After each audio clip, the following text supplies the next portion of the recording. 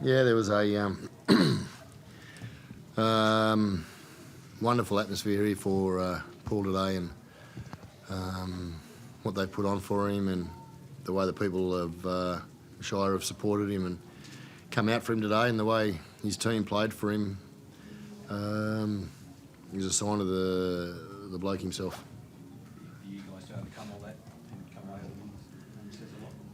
Yep, there's a few more of those games ahead of us now, and the practice we've had over the last 4 weeks for our younger players who haven't played semi-final football, I don't think we can have a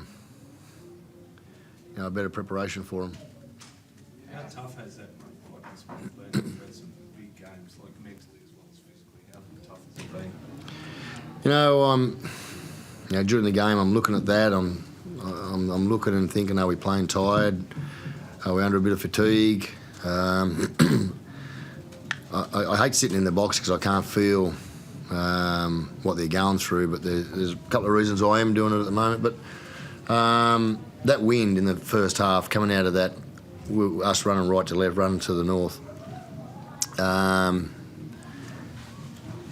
watching it on TV, you could probably underestimate how hard it was coming out of that right end.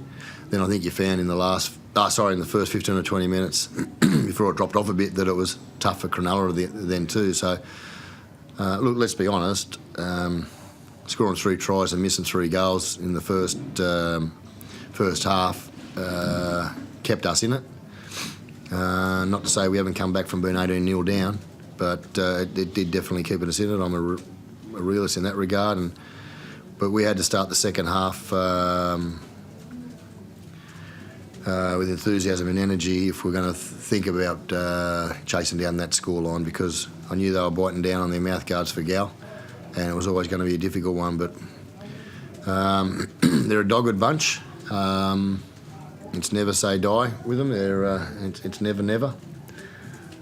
And I'm proud of how we won. How happy are you with Hayden Caesar kicks those 3 field goals?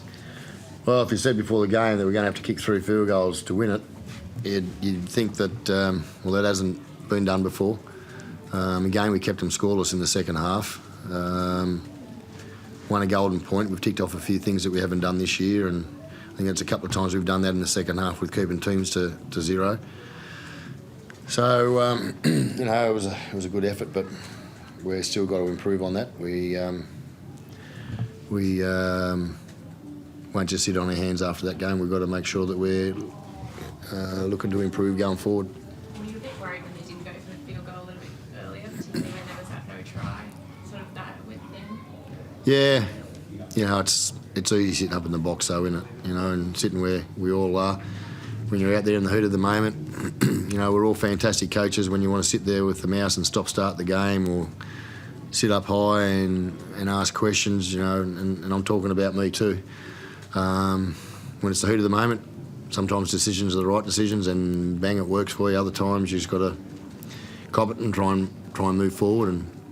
And there's a couple of times for both teams we could have done a couple of different things, but that's the nature of the game. Jared Croker goes from his own in goal, runs 80, score off the next play. It's a massive turnaround, isn't it, from potential repeat set for the Sharks to a try for you guys? That's how we got beat last week, a 100-metre try. It's can be a tough game at times, You see there with Gal tonight, it was tough for him. How competitive he is, and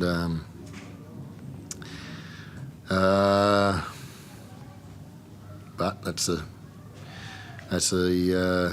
sometimes the hardship of the game, and other times the joys. I've been on that side of it a lot of times, so having that win now cements our spot in the 4, which is very valuable. How valuable is John Bateman today? 180 metres, 40-odd tackles. He's a great player, and it's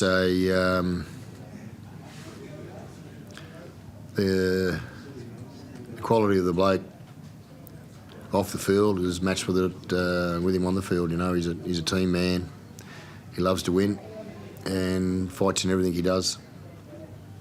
Rick, what does it say to you about your team when you talk about watching them and seeing them under fatigue and all that kind of stuff, but to see them the way they did it such circumstances before the finals? What does it say about what you think that team can do? It proves what I know. You know, I don't need to. I know what the culture is, and I know the standards that we're setting.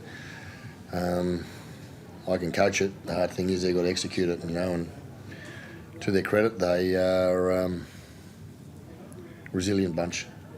They're everything that people told us that we weren't.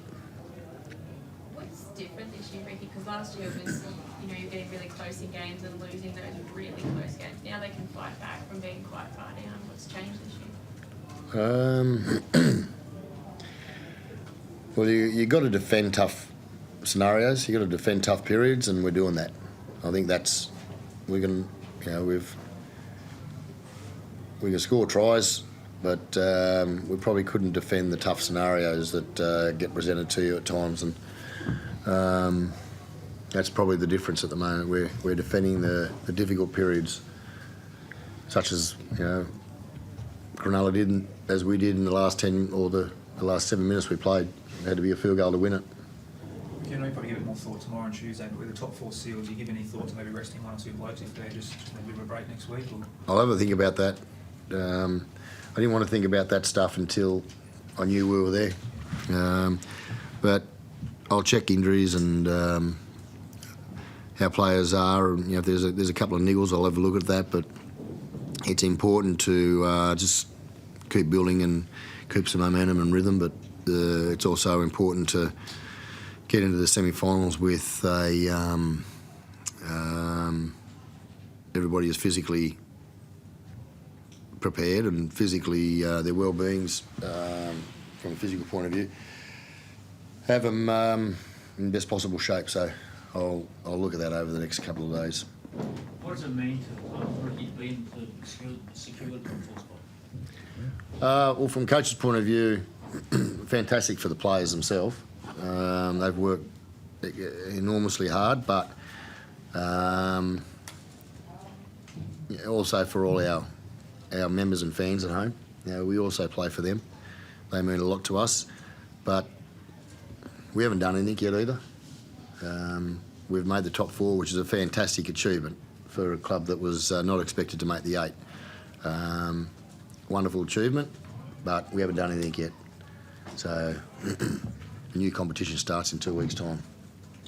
Rick, what will be your memories of Gal as a player? You obviously had a lot to do with it. I just said in an interview with Fox that for me, there's, I love coaching, and one of the greatest things about coaching is